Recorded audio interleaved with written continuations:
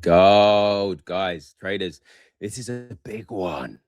This is a big one for gold. You know, gold is very much, is being driven by interest rate expectations, movements in interest rates, either to the upside or to the downside. And right now, obviously, there's the rising risk of hikes coming from the FOMC and potentially as early as July.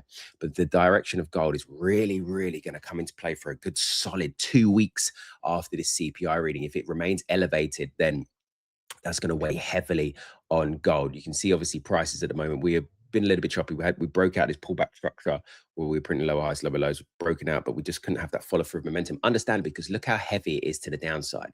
It's so heavy at any given time. When you're like trading these near-term breakouts, just know that at any given time, it can continue to respect structure and be smashed to pieces, especially when the macro is stacked up against gold right now. Okay, so I want you to be really locked into this CPI reading, as I say, because it's going to really shape things up. And bear in mind, the inflation risks are back. Obviously, if inflation risks are back, that weighs on gold as well. I say they're back because obviously we've had a bit of a pickup in oil. I know we're a bit touch and go at the moment. We had this big bounce, right, after the fighting continued between US and Iran. But watch this. If we get this, see this, we had a massive breakout in our retest, reversal candlestick. If we get this bullish engulfing, this bullish candlestick closure this week, that signals further potential upside for oil. And then over the weekend, fighting continues that, oil price is going to be still supported to the upside.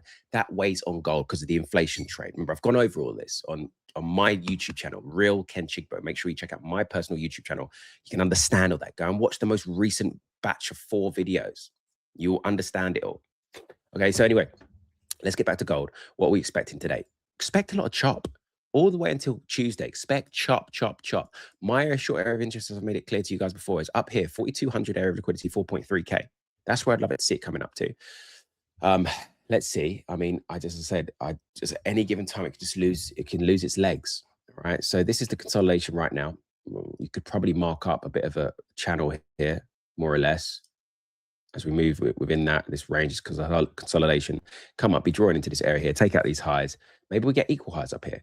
But I would not be looking personally to long gold. I am waiting for resumption to the downside because I still think long term, not even that long term, look at this consolidation. It just looks vulnerable that we're going to give away to this liquidity that we're looking at, our 4K, 3.9K, and eventually we're going to be coming down to 3.5, 3.3.